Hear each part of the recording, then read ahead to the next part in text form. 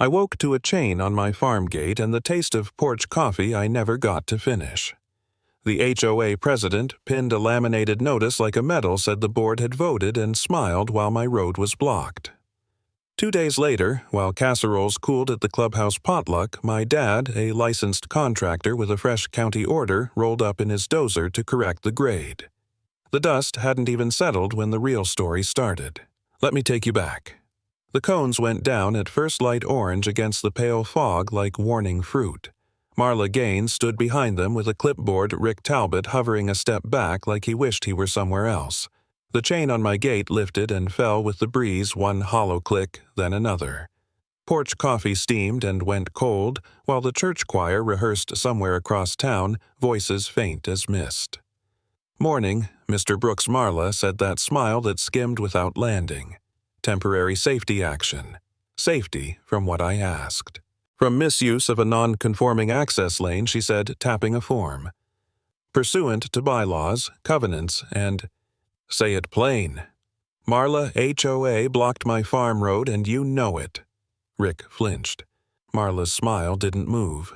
You'll still have pedestrian access. I looked past her down the gravel ribbon I'd driven since I could reach a clutch. That feed truck doesn't walk and my hay doesn't wait. Every hour this road sits blocked, I lose another bale to rain. Linda stepped off the porch with my old point-and-shoot. The little red light on the porch camera winked one more visit in the log. She took a photo of the cone line, then another of Marla's clipboard. Please don't take my picture, Marla said. That's not your picture, Linda answered. It's my road. Marla pasted a glossy closure notice to my fence, smoothing the corners with 2 careful swipes. Temporary until the board can review an assessment. What assessment, I said. Rick slid a laminated paving assessment estimate across the top cone like a casino dealer. Projected improvement costs, Mr. Brooks. Improvement, I said. That what you call a padlock on a pantry, Marla held out a pen. Initial here to acknowledge you've been informed. I didn't touch it.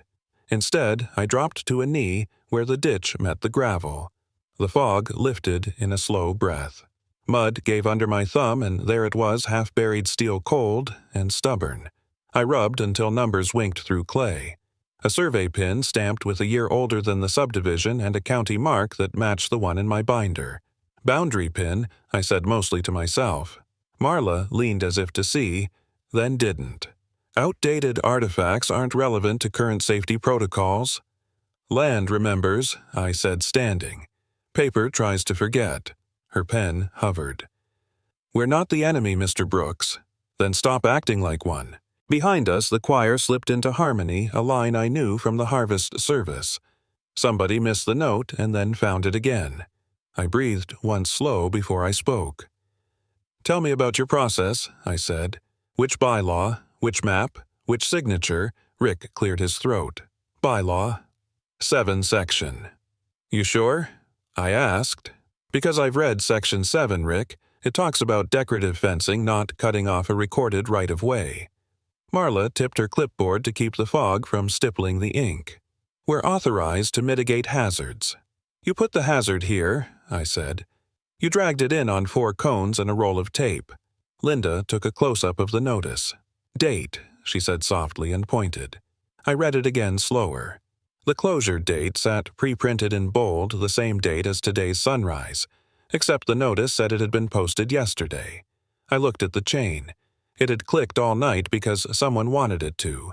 Planned offense, I said. Marla didn't blink. We can correct clerical mistakes at the next meeting. You can't correct a lie after it rains, I said. My delivery driver turned around when he saw your cones. He has 2 more farms, Marla. He won't circle back. Rick shifted from foot to foot, eyes on his shoes. We're trying to be consistent, sir. Consistent at what Marla lifted the clipboard again. Document this for me, Rick. Homeowner is being... oppositional. I'm being exact, I said. Here's my exact deed recorded 1978. Easement worked before you paved your first walkway. The plat shows this road, and the pin says it's still where the county left it. Marla's tone softened. We're not here to fight. We're here to improve property values by making it harder for me to keep animals fed. That's not value, that's varnish. Linda stepped to the cones and crouched. Hold still, she whispered to the notice, and the camera chirped. Then she reached for the assessment sheet Rick had dealt. Leave that, he said. It's in our yard, she answered. It's evidence. I'll email a copy, he muttered. Email it now, I said. From your HOA account. He didn't move. Marla tried a gentler angle. Calvin, I know you want what's best for Maple Hollow. So do we. If you'll agree to a temporary closure, the board can consider reduced assessments later. I took a breath, fog sweet and metallic. You built a wall on paper. I built a road on ground. Her pen scratched a box. Refused to sign, she said to the form. Noted. Noted, I echoed. So am I. I walked the line of cones. The gravel was damp, the shoulder soft. At the ditch, the chain clicked twice as if clearing its throat. I followed the wire fence to the corner where the old cedar post leaned. The paint on the nearest stake was new and too bright. The county never used that shade. Linda took the shot, and the sound of the camera plastic cheerful broke the morning like a spoon on a jar lid. Look, I said, pointing to the notice again. Your date is wrong, your authority is thin, and your assessment comes from your treasurer's brother-in-law's company. That's 3 problems and a choir singing over all of them. Do you intend to remove the cones? Marla asked. I intend to keep collecting proof, I said, and to keep this civil, which you should have done to start. For a second, nobody spoke. The fog finally burned off the tops of the cones. Somewhere down county a bell rang 9. Rick tried once more. We could mark you compliant if you sign an acknowledgement today. It helps the file. I'll mark myself compliant with the county, I said, and the county can mark you. Marla folded her hands over the clipboard. We're done here for now. We haven't started, I said. Not really. She smoothed the notice again as if stroking a cat that didn't like her. Expect formal communication, she said, and her voice returned to that smooth HOA tone. This afternoon, perhaps. When the mail's already in the bag, I asked. Her smile was back faint and lacquered. You'll get formal letters tonight. The chain clicked once more polite as a throat clearing in church. Linda and I stood and watched them go, cones bright in the rear view, until fog swallowed the color. The coffee on the porch had gone cold. I picked it up anyway, tasted the bitterness, and let it sit on my tongue until it told me the truth. They built a wall on paper, I said mostly to the quiet, and I built a road on ground. The letters came in a neat stack, rubber-banded together 3 different fines with the same date in the corner like a joke told 3 ways. Linda set them under the kitchen lamp, the warm shade turning white paper honey-colored. The coffee pot clicked off and let one last drop fall into the empty carafe. Drip. Then the quiet. We keep for bad news. Open or photograph first, she asked. Photograph, I said. Gloves, if you've got them. She slid on the thin blue pair she keeps for school filing days and lined the envelopes on a tea towel. Click fronts. Click backs. Then the postmarks, each one a little blurred, each one the same bulk mail permit, Maple Hollow. Same day, she said. 3 fines, same day. I peeled the rubber band off and set it aside like it might be evidence, too. Let's see the flavors. Fine, 1. Unauthorized vehicle access to non-conforming path, $150. Fine, 2. Obstruction of community aesthetics via signage, $75. Fine, 3. Failure to comply with the temporary safety closure, $200. Aesthetics via signage. I read and felt my jaw go tight. They're fining me for the private access sign my dad hung in '82. Linda leaned close to the first letter and pointed. Look at the footer Talbot Surveying, LLC, Rick's family. She nodded. Same template line as last year's mulch invoice. The kitchen lamp hummed. She scanned each page, naming the files as she went. Evidence, 3. Evidence, 04. Evidence, 05. The scanner bar made its calm little pass. Outside, the wind shook the maple leaves. Inside, the house breathed with us. The coffee pot gave one more drip as if it wanted the room to know it was listening. Want me to pull the deed? She asked. Please. She went to the cabinet where we keep the battered accordion folder. The metal clasp has been bent and repaired so many times it looks like a scar. She opened to the section my dad labeled in thick pencil deed right-of-way. The paper itself had gone the color of dry straw, but the recorder's seal still bit hard through the fibers. "This is the part," I said, and traced the sentence with a finger, "a perpetual right-of-way for ingress and egress recorded June 12, 1978. Linda lifted her phone and zoomed the seal. "You can see the watermark under the emboss," she said, voice gone, librarian soft.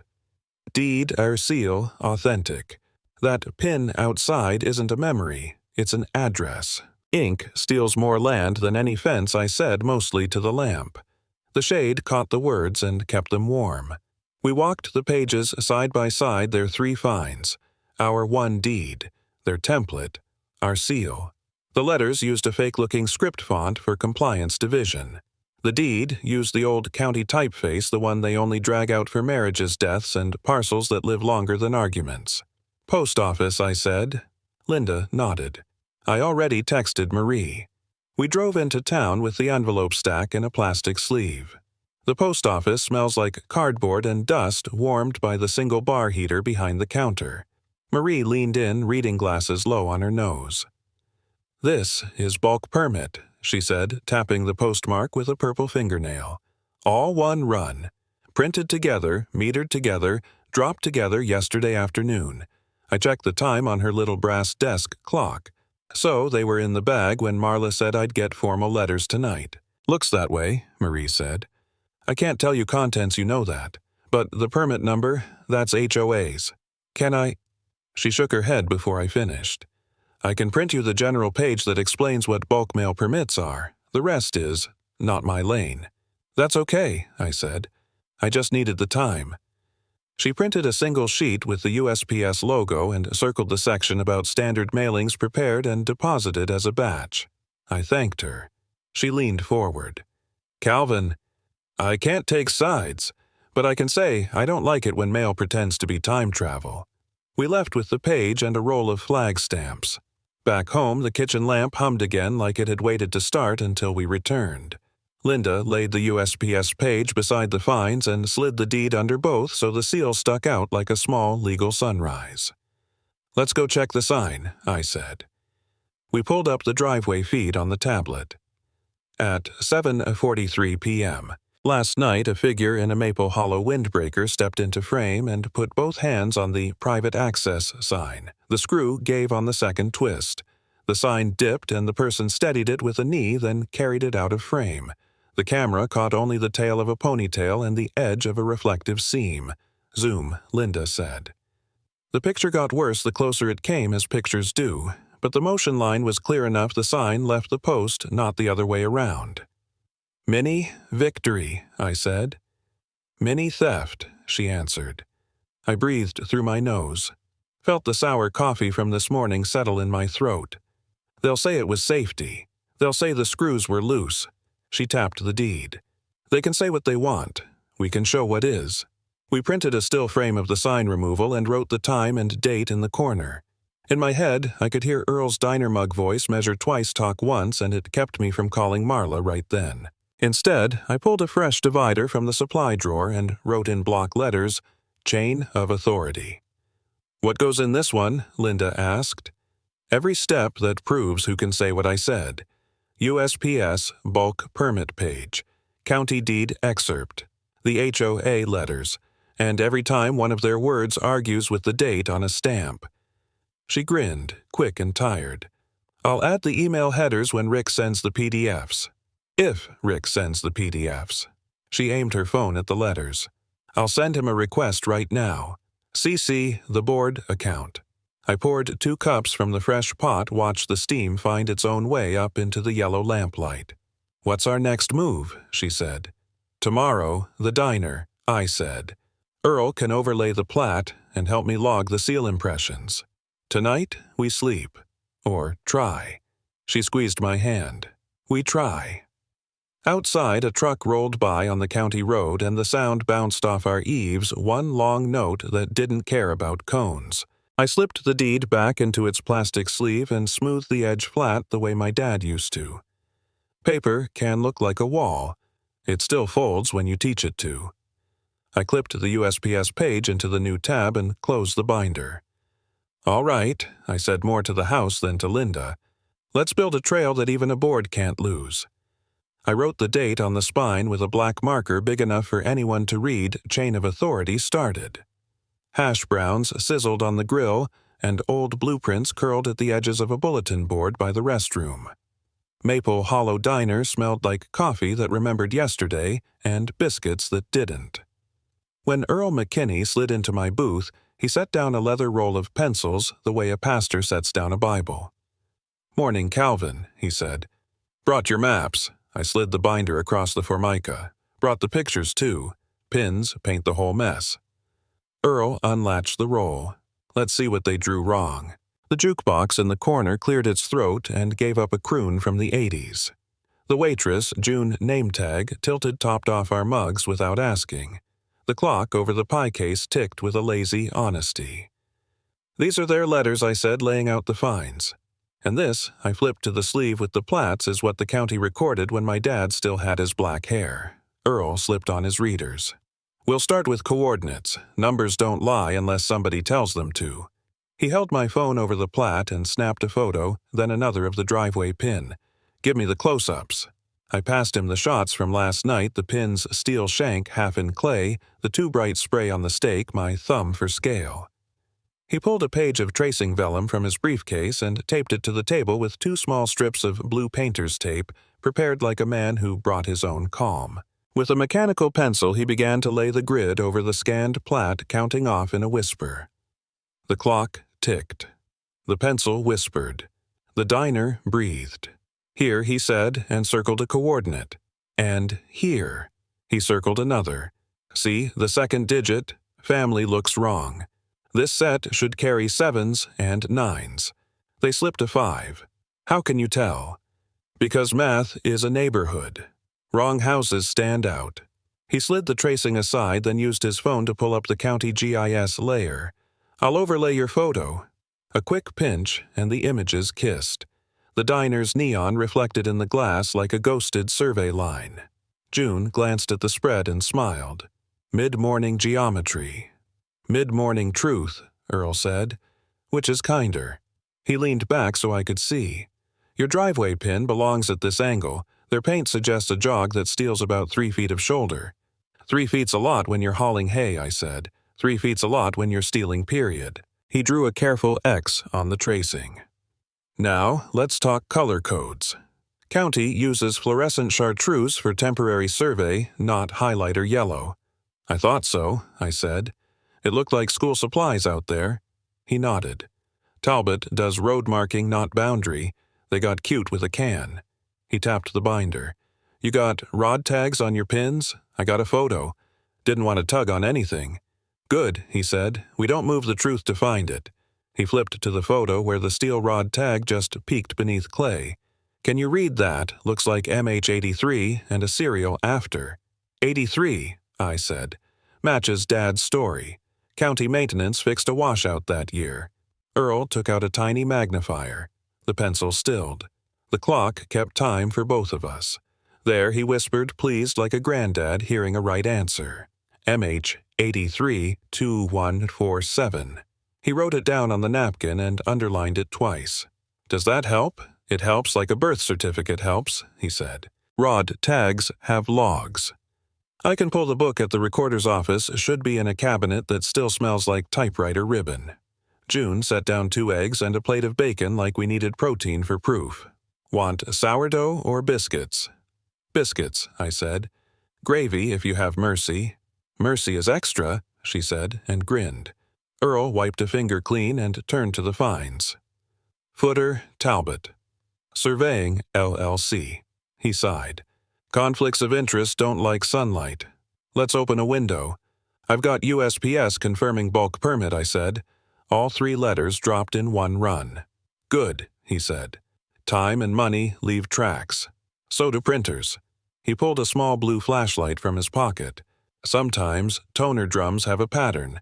Not for court yet, but for a nudge." He ran the light obliquely across the page. "See those micro speckles? Repeating. That's one machine." He set the letter aside and tapped the plat. And this is your machine. Rock plus steel plus a date. People can say anything. Dirt is not as generous. The jukebox changed songs a brighter lick. June slid the gravy across with a wink. Earl ate like a man, making room for answers quick and tidy, then wiped his hands and rolled the pencil back and forth once. "Let's go outside after we eat," he said. "Take your compass and a tape. We'll record angle and depth, give it a number bag, a little soil. Chain of custody starts now. You make this feel like a case I said." "It is," he said, "a small one that holds your life." We paid the check and walked the block to my truck. The diner door's bell dinged like a promise. At the farm lane, the morning had warmed and the spray paint looked too cheerful for its job. Earl crouched by the pin, bracing his forearm on his knee, and slid the compass into the dirt at the correct bearing. "Official line wants this," he said. "Not that." He took a photo with the compass face in frame, then a second with the tape showing depth. Bag. I held open a small zip with a label he'd already dated. June's to-go cup steamed on my tailgate. The clock, back at the diner, felt like it ticked even out here in the pace Earl kept with his hands. He measured. He spoke the numbers out loud. I repeated them and wrote them down. 2 feet, 4 inches to top of rod. Angle 87 degrees from the road center line. Paint applied within the last week. Residue on grass blades still tacky. He glanced up. "Write that sentence. It's boring. Jurors love boring," I wrote. The wind pressed the paper against the binder ring and held it there like it too was tired of flimsy forms. "Now the tag," he said, and we brushed away the last film of clay. The letters flashed MH83-2147, clearer this time, like they'd been waiting for somebody to care enough to wipe. Earl's smile was small and private. "Rod tag matches a maintenance record I remember from my second year. We had a washout right here. I'll pull the ledger." He stood, knees popping. "That tag is your grand finale for this chapter. It ties the old record to the line the county blessed." "Truth leaves coordinates," I said. He tipped his hat. "That it does. And liars leave smudges." We took a wide shot of the road with the cones, a medium of the stake, a close-up of the tag, then a photo that caught my boot beside everything else because scale is a kind of honesty, too. Next step, Earl said I draft a preliminary affidavit tonight. Tomorrow, I bring you a binder tab called Survey Chain. After that, we show up where they like to wave paper, and we wave dirt. I felt something unclench under my ribs. The choir rehearsal from the church drifted thin and earnest on the afternoon heat. A truck horn sounded 2 roads over a long, patient note. "You ever think about moving away from all this?" I asked. "From land," he said. "It moves enough for me." He handed me the spare compass, a small, scratched thing with a bright needle and a strip of tape on the back where he'd written today's date. "Keep this. Put it in your pocket when they try to confuse you." I weighed it in my hand. It made the morning feel heavier and steadier at once. "You're not alone in this," he said. "They drew you out of your own land, son." He nodded toward the pin, toward the compass, toward my binder, where the deed slept like a hymn. "Let's draw you back in." The clubhouse smelled like instant coffee and crock-pots. Folding chairs scraped as neighbors made rows that felt like lines on a ledger, everyone waiting to be totaled. A potluck table sagged under deviled eggs and a ham that had sweated through the foil. On the bulletin board, a flyer for the yard sale peeled at one corner a curl that tried to escape the pushpin. Marla called the meeting to order with a wooden gavel she must have ordered online. "Emergency compliance session," she said, face composed, voice too bright. "We have a safety matter regarding a non-conforming access lane." I stood with my binder at my hip. Earl sat 2 rows back, hat resting on his knee, eyes kind the way a level is kind. The projector hummed in the center of the room, a low insect of a sound throwing a blue rectangle onto the wrinkled pull-down screen. "Mr. Brooks, Marla said you'll have 3 minutes after the board presents." "Take your time," I said. She clicked the laptop. A slide appeared. County Permit, number 482C. Authorized temporary closure. The numbers were big enough to reach the last row. Rick shifted beside her, tapping a paper stack to square the edges. Per number 482C. Marla said we instituted a temporary safety closure on Mr. Brooks's lane. We are prepared to discuss assessments to comply with county standards. I raised a finger. May I ask a housekeeping question? You may submit questions after she said. Or I can ask now, I said. To save your time.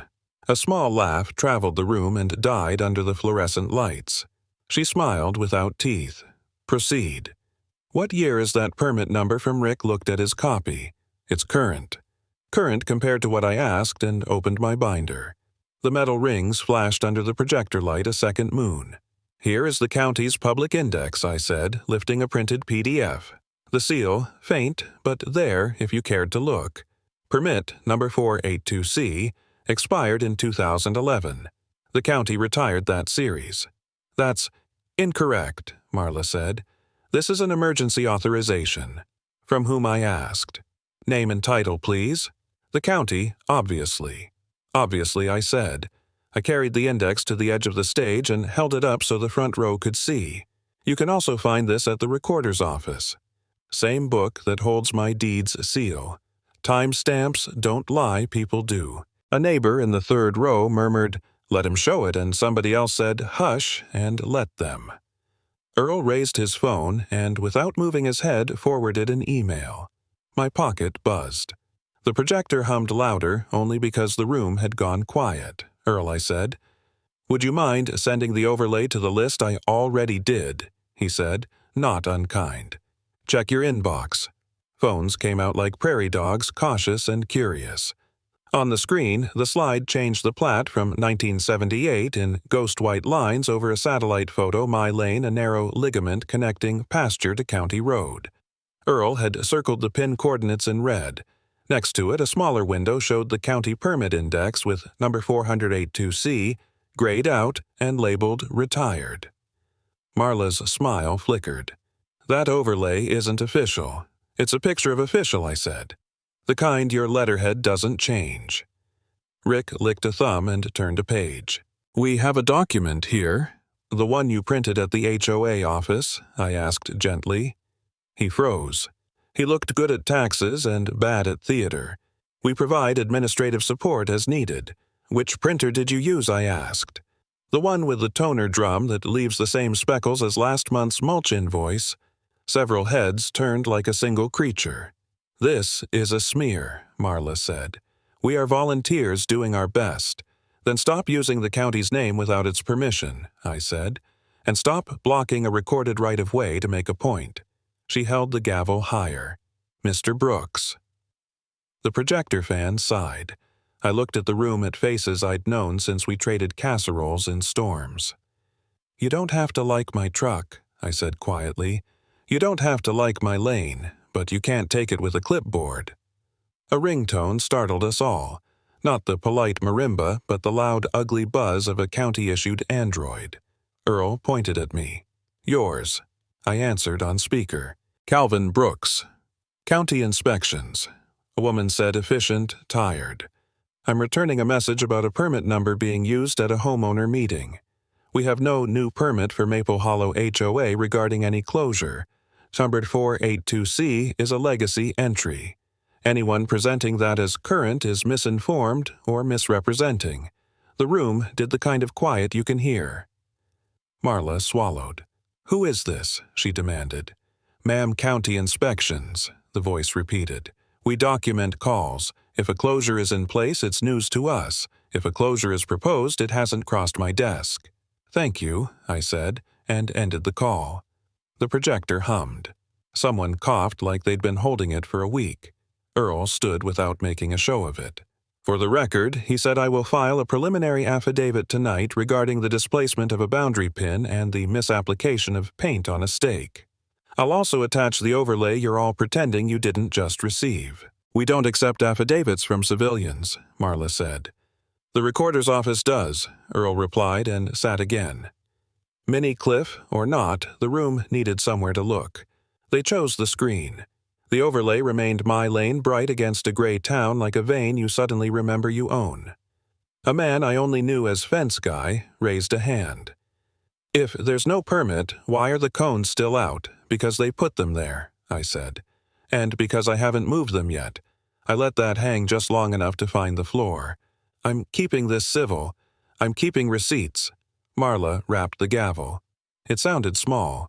We will confer with counsel, I said. And while you're conferring, please stop removing signs from private property at dusk. A few heads swiveled toward Rick. He stared at his shoes like they were auditioning for sainthood. The projector hummed. The potluck ham was losing shape. The bulletin board flyer finally gave up and fell, the pushpin bouncing on the tile like a punctuation mark that couldn't wait. Last item, I said, and held up my binder so the room saw the spine label, Chain of Authority. If you've got a document you think lets you stand in my driveway and tell me the county said so, bring it tomorrow. Earl and I will bring ours. I sat. For a beat, nobody said anything. Then the projector flashed as the laptop went to sleep and the hum dipped a note lower. My phone buzzed in my pocket again. I glanced down at the screen. A new email banner slid across with a subject line that made my mouth go dry, in a good way, temporary access restoration pending. I didn't stand back up. I didn't announce it like a child waving a prize. I just breathed, counted to 5 with the projector fan, and let the room talk itself tired while the words settled like gravel where they belonged. My dad, the contractor, doesn't posture. He permits. When he pulled into the yard that morning, 2 days after the meeting, the diesel engine grumbled like it knew every word we'd spoken under those fluorescent lights. His truck door creaked open, slow, deliberate, the way men in their 60s measure patience by hinges. A rolled set of county-approved restoration plans sat beside his thermos, the official stamp catching a wink of sun. "Morning, son," he said, stepping down boots, sinking half an inch into damp gravel. "Got a letter from the county." Linda leaned out the porch screen. "About time someone reads it out loud." Dad smiled, the dry half-smile that says he's not impressed by paper, but respects the ink. It's an order temporary access restoration filed and signed. They call it a lawful regrade. Guess that's a fancy way to say fix what's crooked. He handed me the envelope, thick and legal-smelling. The county seal, raised against the paper, felt like the truth embossed. I ran a thumb along it, feeling the ridge of authority. Keys, Order R. I said under my breath, not for anyone but the morning itself. Dad opened the truck bed. Under a tarp sat the grader's keyring, 5 silver teeth that could chew clay into reason. "You sure about this?" I asked. He adjusted his cap. "We're not wrecking anything. We're returning a right-of-way to grade. That's not vengeance, it's maintenance." Behind us, the church bell tolled 9, carrying across the hollow. I poured him coffee from the thermos, steam rising like a prayer that knew its line. He took a sip. "You call the deputy." "Left a message," I said. "Didn't want to surprise anyone." "Good," he said, nodding toward the cone still standing sentry at the lane. "Let's surprise the ground instead." The first engine hiss came soft, a warning note before the real sound built. The hydraulics exhaled a long, steady sigh, and somewhere in the trees a mockingbird tried to mimic it. Dad climbed into the cab, checked mirrors that didn't need checking, and gave the tiniest tug on the throttle. Linda filmed from the porch, her voice steady but low. "Documentation, time, date, and sound," she whispered to the phone. The deputy's SUV turned the corner just as the first bucket of gravel lifted. He idled beside me, window down, sunglasses reflecting the orange cones. Got the order, I handed him the folded copy. He read it once, lips moving slightly, then glanced at the signature. "County seal's clean," he said. "Proceed, Mr. Brooks. Appreciate you being here." "I'm not here," he said, smiling. "Just verifying noise levels." He gave a small nod, one of those gestures that means more than applause. That was the moment the click before the story turned. Dad lowered the blade. The edge kissed the ground, and the first strip of gravel rolled smooth again. Birdsong rose over diesel. The hydraulic hiss faded into the sound of wings, soft and patient. My chest loosened for the first time in weeks. Marla's SUV appeared at the top of Main Street, brake lights flashing like disbelief. Rick's sedan behind her phone-up camera pointed. Dad didn't look their way. He nudged the lever, lined the bucket, and said through the open window, "We don't bulldoze, we correct elevation." Linda caught the line on video, and I knew it'd live longer than any HOA memo. Marla's window rolled down halfway. "You can't," she started, but stopped when she saw the deputy standing there, hand resting casually on his belt. "It's a county order," I said, voice even. "Same government you cite when it suits you." She hesitated, car idling. "You'll regret this." Dad smiled. "Only thing I regret is poor drainage." The grader inched forward, blade skimming the cone line. Plastic toppled harmless, rolling into the ditch. Gravel reclaimed itself under the morning sun. From somewhere across the street, Mrs. Hanley, who hadn't left her porch since knee surgery, clapped twice, once unsure, then again with heart. Her small dog barked like a chorus line. The deputy looked away to hide a grin.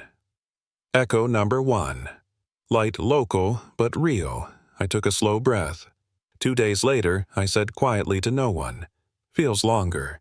Dad eased the blade up, parked at the end of the lane, and shut off the engine. The silence that followed was soft as forgiveness. He climbed down, wiped a hand across his forehead. "You got a lock for the gate?" "Yeah," I said. "Figured we'd need it again. Use it when you want," he said. "Not when they tell you." The deputy started his SUV. "I'll file that I witnessed lawful regrade per restoration order," he said. "You folks have a good morning." "You too, deputy." He tipped 2 fingers and drove off. Dad leaned against the blade, breathing in the diesel and dust like perfume from a younger life. "You know, I built Main Street before this board ever met. Guess we just repaved history," I said. He chuckled. "History always needs grading." I looked at him, the sun lighting the gray in his beard. For the first time in months, the road looked exactly how it should open ordinary hours. He handed me the ring of keys. They were warm from his hand, heavier than they should have been. "Want to finish it, son," he said. I took them. "Yeah, Dad, I do." Main Street traffic slowed to watch like the town had found a matinee it didn't know it needed. Pickup trucks idled at the light windows down for the breeze. The diner door kept dinging as folks stepped out with white paper sacks of fried chicken and biscuits smelling like Sunday even though it was Thursday. Dad ran the grader along the last stretch of the lane blade, skimming gravel, whispering back into place. The restoration order lay clipped inside my binder, a fresh copy folded in my shirt pocket, where a pocket square might go in a different life. The blade's low rumble pressed through the morning, steady as a bass line. Deputy Lewis pulled up again, this time with the sheriff's portable crackling on his dash numbers and road names in a voice that sounded like gravel learned to talk. He stepped out and scanned the cones we'd stacked neatly on HOA turf. "You got the papers handy?" he asked. I handed him the packet order, on top the inspection checklist we'd printed beneath it. He initialed the first line with a small, neat L. Noise hours, traffic control clean. He raised his voice just enough for the idling cars to hear. "This is a lawful reclaim of a blocked right-of-way under county order." From the diner steps, Mrs. Hanley raised her sack like a toast. Someone whistled. Somebody else shushed the whistle and then laughed at their own shushing. The church across the street had cracked a window for the choir, and the alto line floated out like a ribbon catching on the grader's cab and my sleeve. For a moment, the blade's vibration and the hymn found the same key. The hair on my arm stood up like it wanted to listen better. Marla's SUV parked crooked by the clubhouse, one wheel shouldered up to the curb like it was trying to get a better view. Rick arrived a minute later, pulled in too close, and dinged her license plate frame. He climbed out with a file folder fat enough to be a costume. "Mr. Brooks," he called, voice high. "We're serving a cease and desist." From whom, I asked. "The HOA." "Of course," I said. "Who signed it?" Rick checked the top page. "Compliance Division." "That's not a person," I said. He walked the paper over anyway, the way a man walks a stray dog he hopes someone else will claim. I read fast. No county seal, no recorder's book number, just the board letterhead and the same fake script font for compliance they'd used on the fines. "Deputy," I said, passing it to Lewis.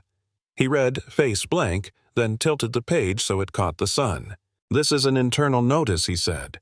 "No legal force against a county order. You can file it in your HOA minutes. That's the only place it lives." Rick swallowed. "We're within our bylaws."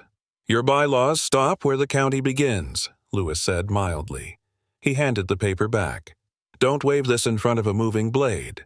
Dad eased the grader forward. The plastic cones rescued and restacked sat like retired sentries on the grass. Gravel settled under the blade with a sound that made a man want to stand up straighter. Marla slid out of the driver's seat, sunglasses on jaw tight. "You are creating liability," she said. "No," Dad said, without looking up. "We're reducing it. The board will seek restitution," she said. "Special assessment." "Assess away," I said. "Send me the bill where we keep the deed." The sheriff's radio crackled, then quieted. Deputy Lewis scribbled another line on the checklist. Final pass nearly complete. No impediments. Marla held out her phone as if it were a badge. "I'll film this," she said. "Good," I said. "So will we." She looked at the grader, then at the cars watching, then at the diner crowd pretending not to stare. Main Street's light turned green and nobody moved for a long breath. Then one truck rolled and the rest remembered to be traffic again. Linda handed me a bottle of water, her hand steady. "Battery's still full," she said, eyes on the recording time. "Angle's good." The grader's blade kissed the last 6 feet lifted, and the engine idled down to a metallic purr. The hush afterward held for 2 heartbeats, then the choir note drifted again through the open church window, soft as an apology. Marla tried one more time. "This does not mean the board accepts your acceptance isn't a county field deputy," Lewis said. "Boxes here are compliant and not." He tapped the form with his pen. "I'm checking compliant." That was the mini-cliff I'd waited for, the simple stroke of a pen louder than any speech. Rick made a sound somewhere between a cough and a swallowed word. A couple of folks at the diner clapped because sometimes your hands just decide to tell the truth before your mouth does. I walked to the grader's steps. Dad leaned out the cab window with the smallest grin. "How's it look?" he said. "Like it remembered itself," I said. He nodded once the way a man nods when steel and ground have finally shaken hands. He popped the parking brake. The lever thunked with satisfaction. "File your paperwork," Marla told the deputy. "I just did," he said, then keyed his shoulder mic. "Unit 4, restoration complete. Main and Brooks Lane." "Mark, as resolved." The radio answered with a short burst and a number code that meant the same thing as the choir's amen. I turned back toward the clubhouse. The bulletin board by the door still carried last month's bake sale flyer. A thumbtack gleamed where the paper had torn and been repinned, cover-up neat and obvious. It looked like a small reminder that even perfect boards have holes. Marla took 2 steps toward me, then thought better of it. She looked around like she'd lost something and couldn't admit it. Rick hovered thin folder, now limp. "Sometimes justice rumbles. Not roars," I said, keeping my voice soft enough that she'd have to lean in if she wanted to pretend she didn't hear. Her sunglasses hid her eyes. Her shoulders didn't. Dad shut down the engine. The hydraulic hiss let go the last of its pressure, and a sparrow startled from the hedgerow, banking once over the open lane like it approved of the new flight path. "Anything else you need from us?" I asked the deputy. He folded the checklist and slid it into his pocket. "Just a photo for the file." He snapped 1 grader open lane cones stacked on HOA grass. "All right then," he said, and tipped his head as if we'd just finished fixing a roof instead of a rule. The crowd thinned. The diner door dinged again. The church closed its window. Main Street remembered errands. Marla didn't leave. She walked to her SUV, stopped, sat sideways on the hood, and stared at the open road like it was a language she hadn't studied. She didn't say a word. The sun moved half a degree. The day went on. I let her have the quiet. It was the first true thing we'd shared in weeks. The clubhouse felt smaller when the word reconciliation hung on the agenda. Same folding chairs, new order. The potluck table leaned under pies, this time pecan chess 1 lemon meringue that listed like a sale. On the bulletin board, last month's bake sale flyer had been replaced by a neat agenda, audit, and easement review printed in an unadventurous font that promised no surprises. Earl slipped in beside me, hat in hand, sleeves rolled. "We'll keep it simple," he said. "Truth travels better when it's light." Marla sat at the head table with Rick and Brenda. She'd chosen a softer blouse hair, not as lacquered, and when she picked up the gavel her hand shook just once. "This is an open meeting," she said. Voice low. We'll begin with Treasurer's Report and Audit Review. Rick swallowed and pushed his glasses up. The projector blinked awake. Its square of light spread across the pull-down screen and for a second across Marla's cheek. Silent beat the lens flare put a wet shine in her eye before the first slide appeared. Slide 1. Operating Funds versus Special Assessments. Columns totals a red bar for barricade expenses. Earl had numbered the footnotes like a patient Uncle 1 cones, 2 notices, 3 printing. Footnote 3 had a printer model number. I could feel the room lean forward, people who never read footnotes reading this one like scripture. Rick cleared his throat. We used operating funds for safety measures related to the closure. Whose safety, someone asked from the third row. Community safety, he said smaller. Slide 2, vendor relationships. The line for Talbot Surveying LLC matched a line for HOA office printing. A dotted arrow connected them because Earl liked pictures that behaved. He stood, nodded to the board, and spoke in that gentle field voice that cuts boards and ditches the same way clean. Neighbors, the right-of-way existed before you paved your cul-de-sacs. I overlaid the original plat and the current map. The slide shifted ghost-white 1978 lines laid over satellite color. He circled the pin coordinates again, soft red. Pins do not lie when they're where God and the county left them. A murmur rose. Not angry, just tired of being tired. Rick turned one more page. We, also received a letter from county inspections acknowledging the misuse of a retired permit number at the prior emergency session. He placed the letter on the table as if it might jump. I accept responsibility for presenting a document I did not verify. Marla's jaw moved. No words yet. Earl advanced to the apology draft slide, a brief paragraph in a calm font. The board regrets the misrepresentation of permit status and the obstruction of a recorded right-of-way. We will cooperate with the county to restore access and review all related expenses.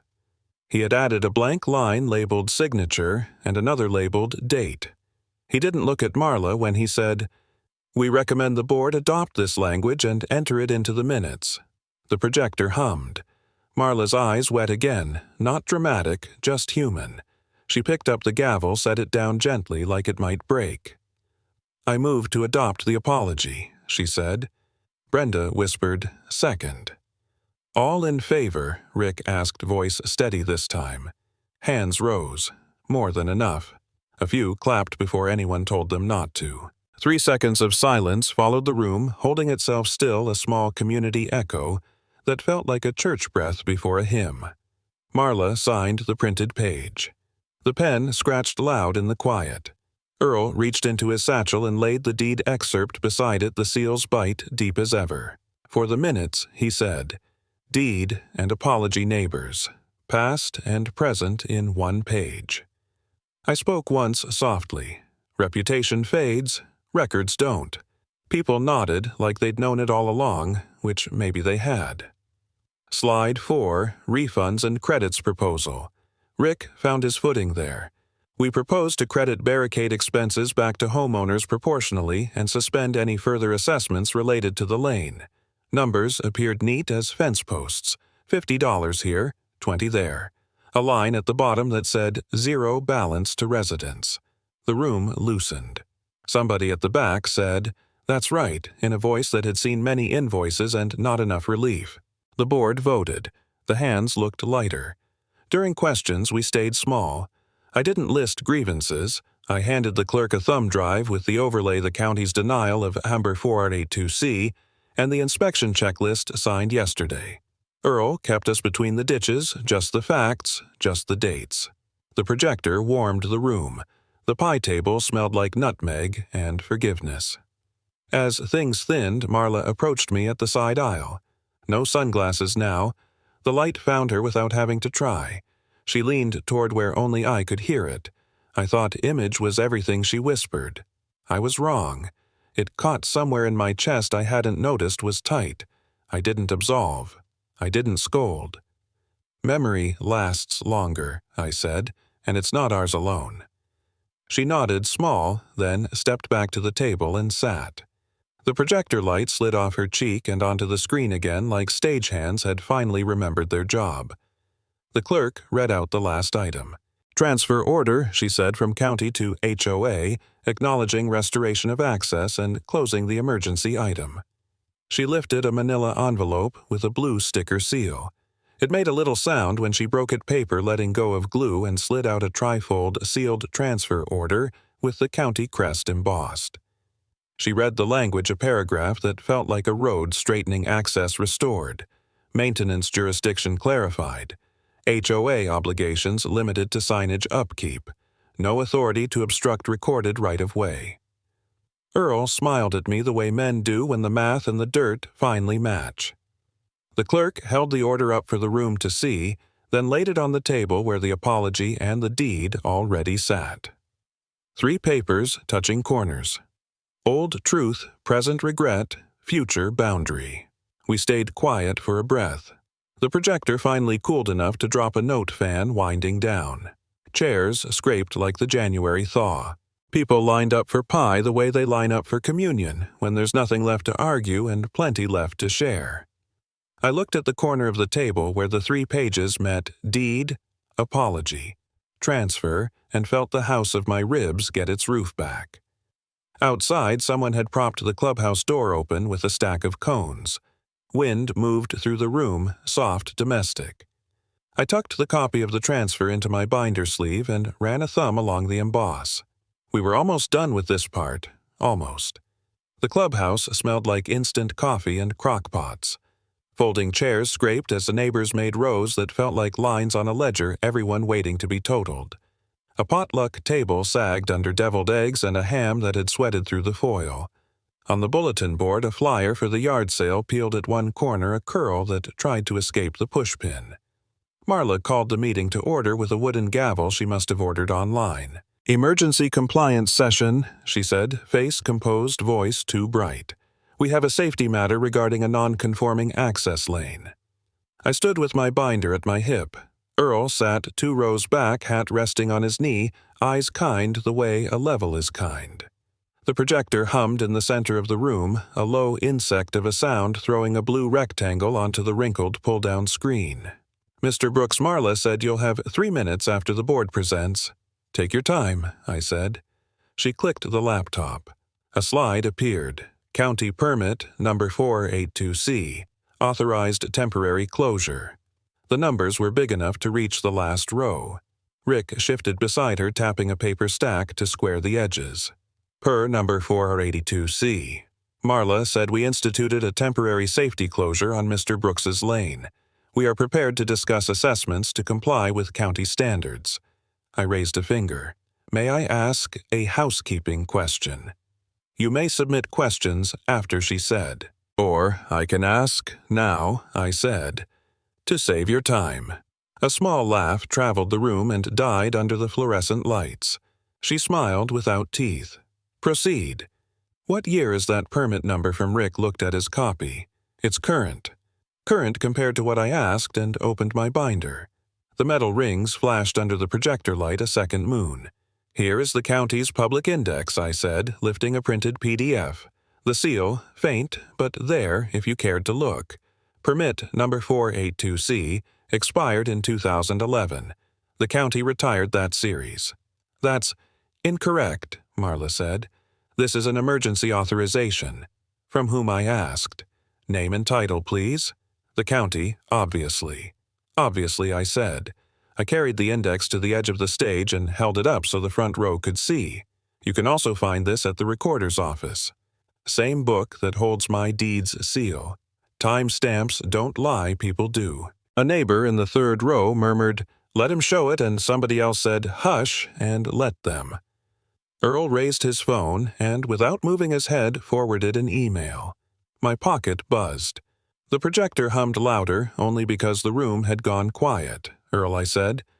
"Would you mind sending the overlay to the list I already did?" he said, not unkind. "Check your inbox." Phones came out like prairie dogs, cautious and curious.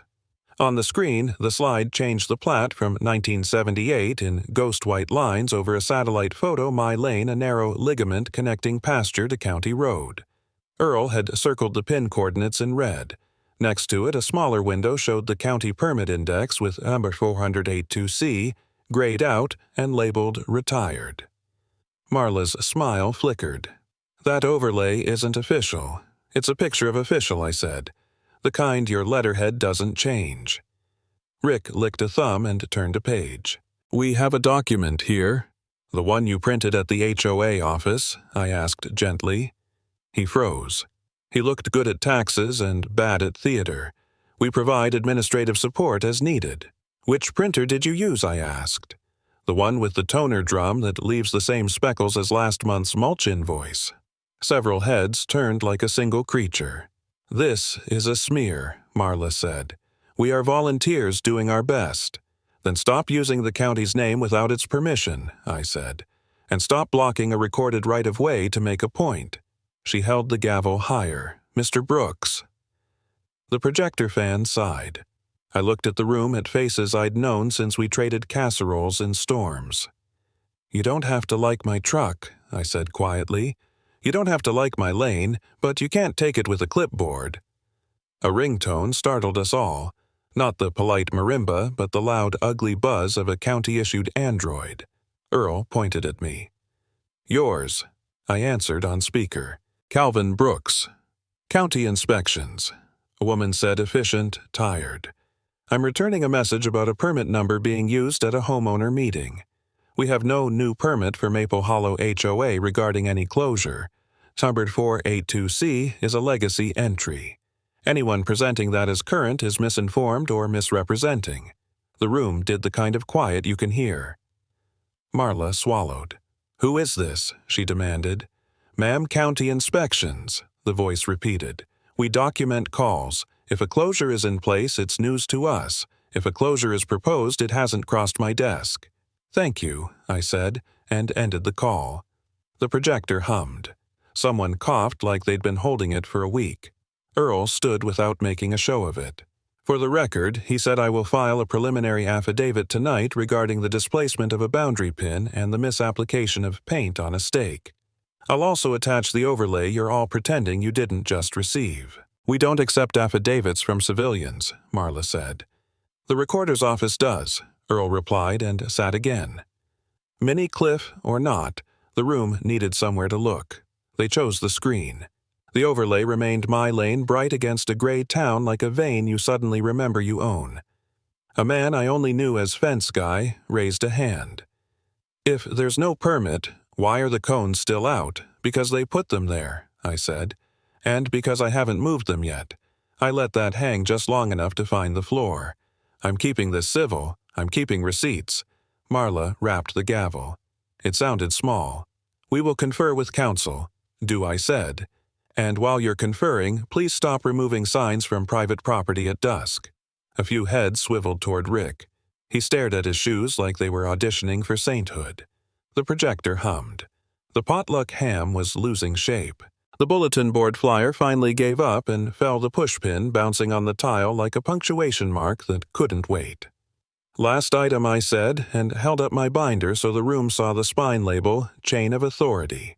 If you've got a document you think lets you stand in my driveway and tell me the county said so, bring it tomorrow. Earl and I will bring ours. I sat. For a beat, nobody said anything. Then the projector flashed as the laptop went to sleep and the hum dipped a note lower. My phone buzzed in my pocket again. I glanced down at the screen. A new email banner slid across with a subject line that made my mouth go dry in a good way. Temporary access restoration pending. I didn't stand back up. I didn't announce it like a child waving a prize. I just breathed, counted to 5 with the projector fan, and let the room talk itself tired while the words settled like gravel where they belonged. The morning after the ceremony, the wooden sign still gleamed its brass plaque catching the first light. The smell of coffee and cut grass drifted down the lane, soft as peace itself. Holding the framed transfer order, I realized justice hadn't arrived with noise. It had settled like dust after rain, quiet and certain. What we restored wasn't just a road, but a promise that rules can bend toward fairness if people stay patient enough to watch. Justice isn't loud, it's steady. Share your HOA story below your map might help someone redraw theirs.